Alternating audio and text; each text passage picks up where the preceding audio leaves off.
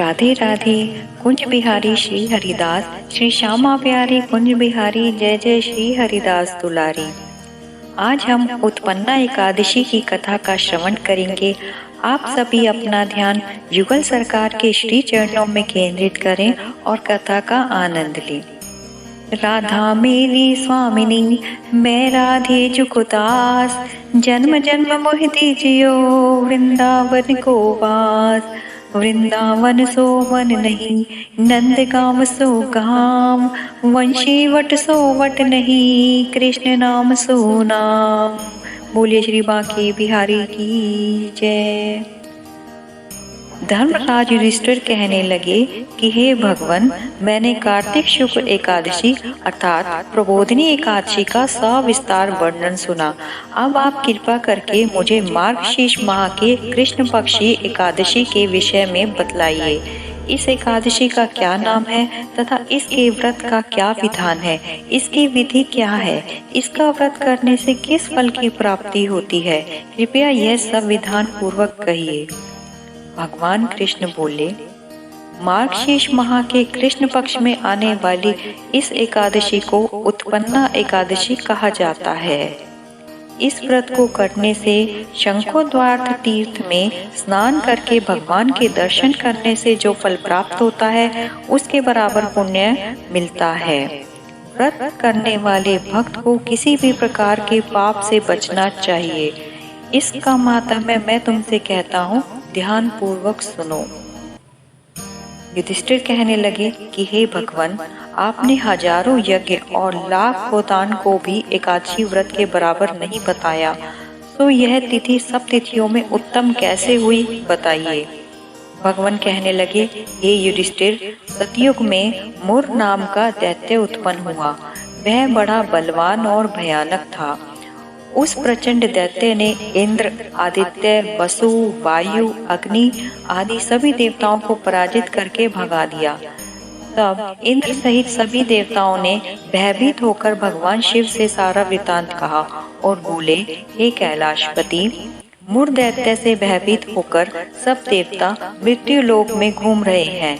तब भगवान शिव ने कहा, हे देवताओं, तीनों लोकों के स्वामी, भक्तों के दुखों का नाश करने वाले भगवान विष्णु की शरण में जाओ, वे ही तुम्हारे दुखों को दूर कर सकते हैं।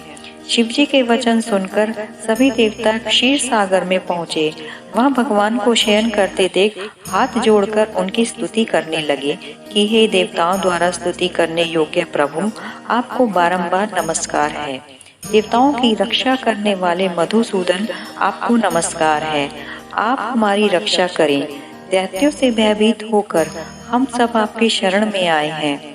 आप इस संसार के कर्ता, माता पिता, उत्पत्ति और पालन करता और संहार करने वाले हैं। सबको शांति प्रदान करने वाले हैं। आकाश और पाताल भी आप ही हैं। सबके पितामह ब्रह्मा, सूर्य, चंद्र, अग्नि, सामग्री, होम, आहुति, मंत्र, तंत्र, जप, यजमान, यज्ञ, कर्म कर्ता, भोक्ता भी आप ही हैं। आप सर्वव्यापक हैं। आपके सिवा तीनों लोकों में चर तथा अचर कुछ भी नहीं है। हे भगवान, दैत्यों ने हमको जीतकर स्वर्ग से भ्रष्ट कर दिया है। हम सब देवता इधर उधर घूम रहे हैं। आप उन दैत्यों से हम सबकी रक्षा करें। इंद्र के ऐसे वचन सुनकर भगवान विष्णु कहने लगे कि हे इंद्र, ऐसा मायावी दैत्य कौन है जिसने सब देवताओं को जीत लिया है? उसका नाम क्या है? उसमें कितना बल है और किसके आश्रय में है तथा उसका स्थान कहाँ है? यह सब मुझसे कहो। भगवान के ऐसे वचन सुनकर इंद्र बोले, भगवान, प्राचीन समय में एक नाड़ीजंग नामक राक्षस था। उसके महापराक्रमी और लोक विख्यात मुर नाम का एक पुत्र हुआ। उसकी चंद्रावती नाम की नगरी है। उसी ने सब देवताओं को स्वर्ग से निकालकर वहां अपना अधिकार जमा लिया। उसने इंद्र, अग्नि, वरुण, यम, वायु, ईश, चंद्रमा, नैऋत्य आदि सबके स्थान पर अधिकार कर लिया है। सूर्य बनकर स्वयं ही प्रकाश करता है, स्वयं ही मेघ बन बैठा है और सबसे अजय है।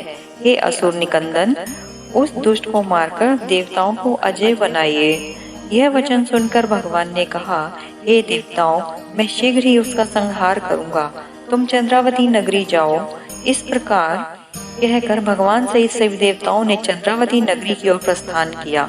उस समय जब दैत्य मोर सेना सहित युद्ध भूमि में गरज रहा था, उसकी भयानक गर्जना सुनकर सभी देवता भय के मारे चारों दिशाओं में भागने लगे।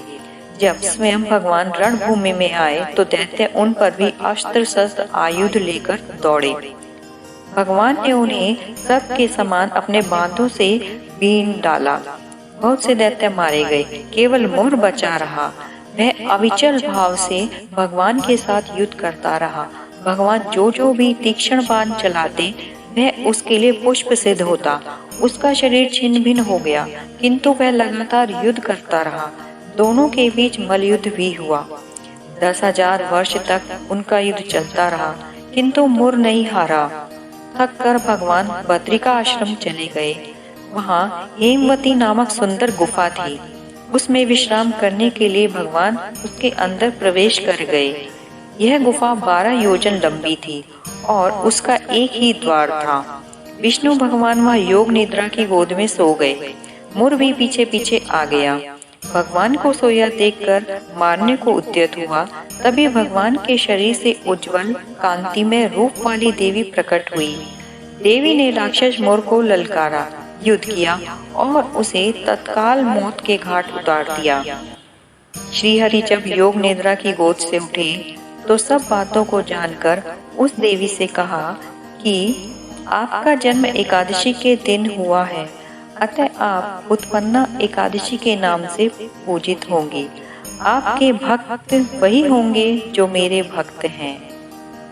बोलिए श्री बांके बिहारी लाल की जय। जय जय श्री राधे।